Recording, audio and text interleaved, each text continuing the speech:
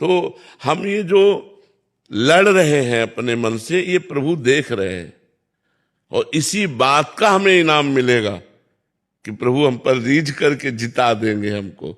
नहीं, मन पर विजय प्राप्त करना बहुत कठिन है, बहुत कठिन है। तो ये मतलब जब तक श्वास रहेगी तब तक ये युद्ध चलता रहेगा कि कहीं ऐसा ना हो जाए, कहीं ऐसा ना हो जाए।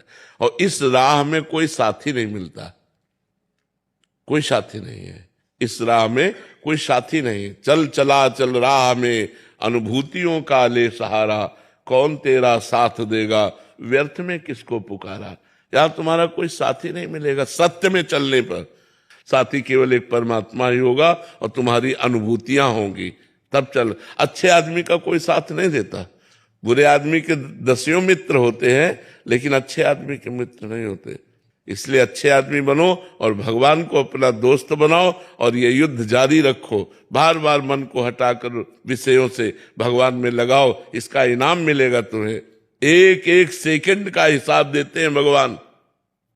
ये जो आप जल रहे हो, आप लड़ रहे हो मन से, इसका इनाम मिलेगा। आप निहाल हो जाओगे, आप आनंद मगन हो जाओगे। जितना भजन कर लिया इतने में ही मगन हो जाओगे। चिंता मत करो, ये व्यर्थ नहीं जा रहा। ये आपकी लड़ाई, आपका भजन, आपकी भगवान के प्रति जो चेष्टा है, एक एक सेकंड की लिखी जा रही, ये व्यर्थ नहीं जाएगी। पक्का समझ लो, हमारी बात पर विश्वास रखो और लड़ते रहो, जीत जाओगे। महर्षि, ये सब साधकों का ही प्रश्न है जो आप इस विषय पे चर्चा कर रहे हैं। तो महाराज जी, इस यात्रा में जैसे इनिशियल जो प्रारंभ हुई तो जलन बहुत ज्यादा होती है, तो इसके क्रम में धीरे धीरे कम होना शुरू हो जाती है। हाँ, और धीरे धीरे पता लगता है क्या महाराज जी, इसका सोपान क्या है महाराज जी?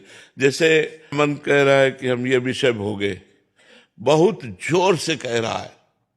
अब वो इतना कह रहा है कि अब भजन की तरफ लग ही नहीं रहा, केवल वो विषय भोग की तरफ रहे। अब हमको उसे विषय भोग नहीं देना। राधा राधा राधा, वो पागल सा बना देगा कि अब वो चाहिए ही। मतलब जिसने रोका उसकी बात कह रहा हूं।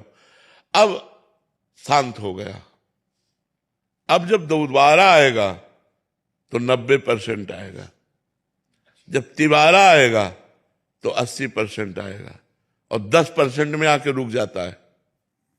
और अगर 50% पे फिर से इसको वो संयोग बैठा दिया तो फिर बढ़ जाएगा, फिर 100% हो जाएगा। अच्छा, ये क्रम चलता रहेगा महाराज जी, ऊपर नीचे वाला, तो इसलिए संयोग ही ना होने पाए। हाँ, देवर्षि नारद जी ने कहा है, साधना करने पर ये तरंग की तरह हो जाता है, समुद्र तरंग की तरह हो जाता है। और अगर संयोग मिला